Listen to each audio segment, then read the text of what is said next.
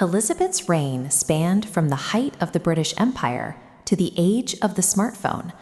As borders were redrawn and technology shifted the way humans lived, her role served as a fixed point for 7 decades.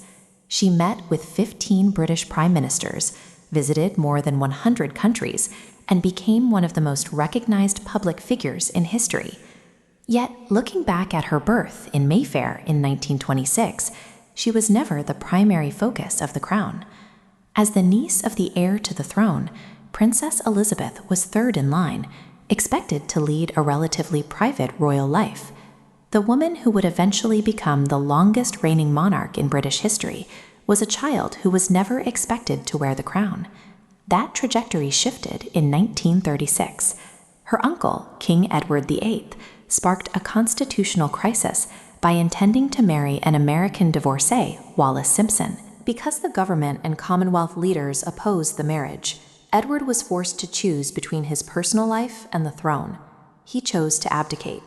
The crown passed immediately to his younger brother, Elizabeth's father, who was crowned King George VI. This sudden transfer of power made 10-year-old Elizabeth the heir presumptive, moving her to the front of the line of succession. An unprepared young girl was now on a direct path to the throne, just as global tensions were escalating toward a Second World War. When World War II broke out in 1939, Elizabeth was only 13. She remained in London even as the city endured the heavy bombing of the Blitz. In 1940, she took on her first major public duty, delivering a radio broadcast to reassure thousands of children who had been evacuated from their homes to escape the conflict. As the war entered its final year, she joined the Auxiliary Territorial Service, training as a driver and mechanic. This made her the first female member of the royal family to serve full-time in the armed forces. In 1947, she married Prince Philip. Their marriage lasted more than 7 decades, establishing a partnership that would support her throughout her entire reign. These early years established the standard for her public role, an expectation that the monarchy would participate directly in national struggles, rather than watching from the sidelines. In 1952, while Elizabeth was on a royal tour in Kenya, King George VI died unexpectedly. At 25 years old, she became queen. Her 1953 coronation was the first to be televised, allowing a global audience of millions to see the ancient ceremony from inside Westminster Abbey. This map shows the footprint of the British Empire at the start of her reign. Within decades, that map changed as countries gained independence. Elizabeth oversaw this transition, helping to transform the empire into the modern Commonwealth of Nations, a voluntary network of independent states. As a constitutional monarch, she remained politically neutral. Every week, she held private audiences with her prime ministers, from Winston Churchill to Liz Truss, to advise and warn, while leaving all government policy to the elected parliament. By abstaining from political debate, she focused her role on representing national unity and continuity. By the late 20th century, modern media brought the private lives of the royal family under intense public scrutiny.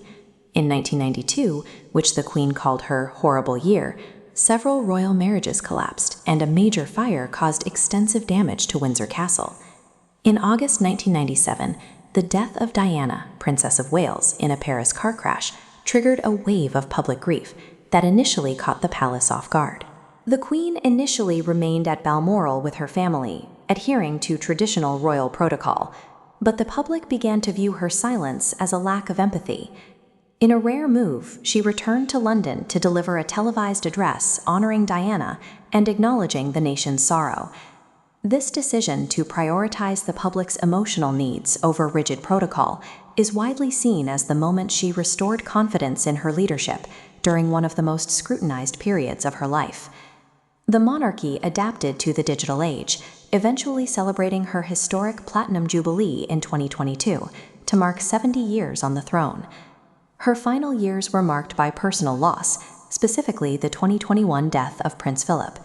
At his funeral, the image of the Queen sitting alone due to pandemic restrictions became a symbol of her commitment to the rules she expected others to follow.